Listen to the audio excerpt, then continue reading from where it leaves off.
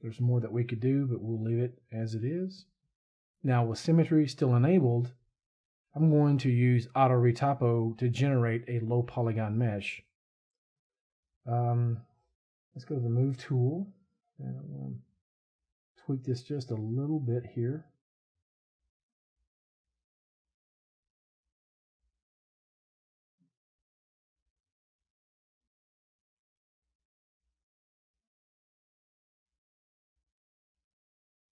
All right, I think it's fine. Now let's right click and choose auto retopo. We could use instant meshes auto, but 3D Coat's default auto retopo algorithm will give us a cleaner mesh. We want to estimate our poly count here and leave the other parameters at their default. The first step of the wizard, 3D Coat is asking, do I want to paint select areas where I need greater polygonal density? In this case, I do not, so I'll click next. And now we are given the ability to apply strokes to essentially give the algorithm hints as to where we want our edge flow. So I do need to add something here.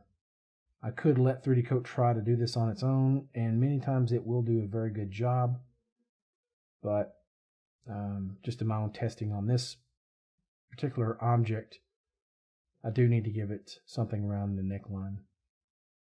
And let's see, let's go to an orthographic view by hitting the 5 key on the number pad or clicking the little cube in the navigation bar here. That will toggle in and out of orthographic or perspective view. And then we can go to a side view or front view here.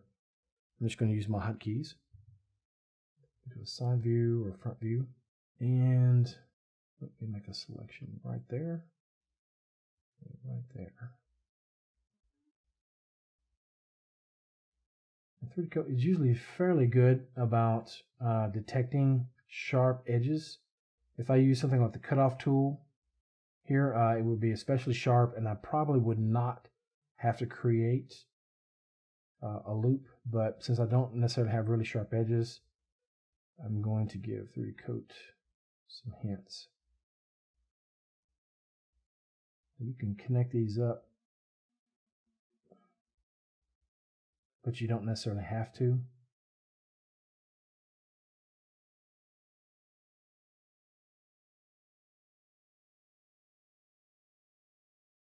And if your model's symmetrical and you have the symmetry enabled, you don't need to make lines on the opposite side. In fact, the tooltip here suggests that you do not.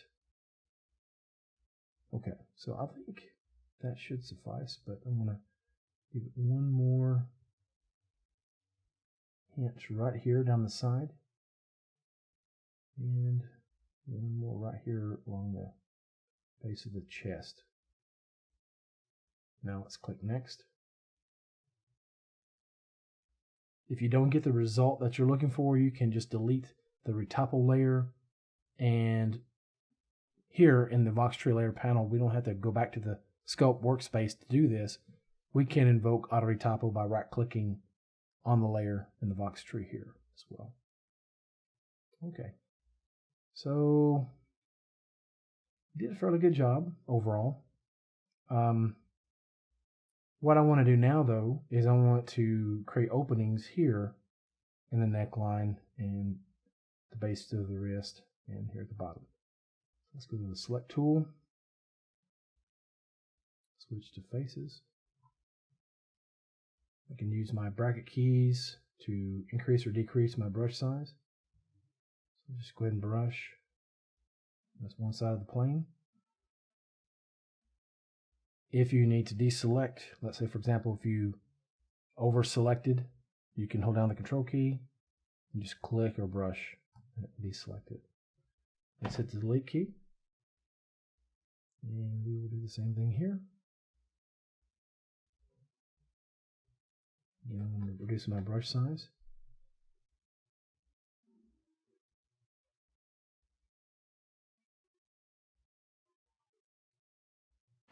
The delete key, and let me undo.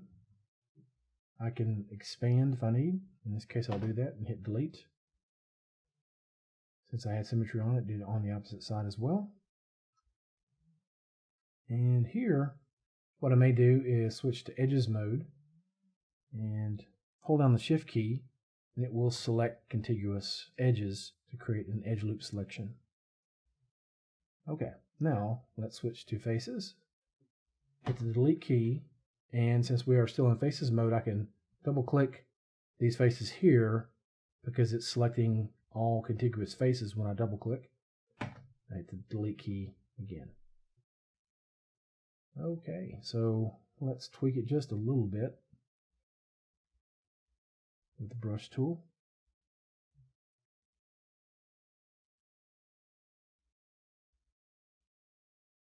If we need to move this, we can select the edges here on the end and use the transform tool to move it up, but I think we'll be okay. I could also use things like slide edges. If I need to slide some of these edges here at the bottom, you could use delete edges if you need to remove some of these edges. Let's say, for example, if I want to delete every other loop, I can do that by hovering over an edge. And with the control key held down, it will select entire edge loops. When I click, it'll delete entire edge loops. So you can just select every other one if you want. However, I'm not going to do that. And the reason is because with cloth simulation, you do want a little bit of resolution in the areas where you are going to have wrinkles or large cloth folds.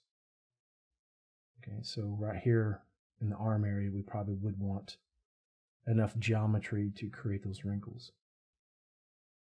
All right, with the brush tool, again, I can tweak it a little bit before proceeding.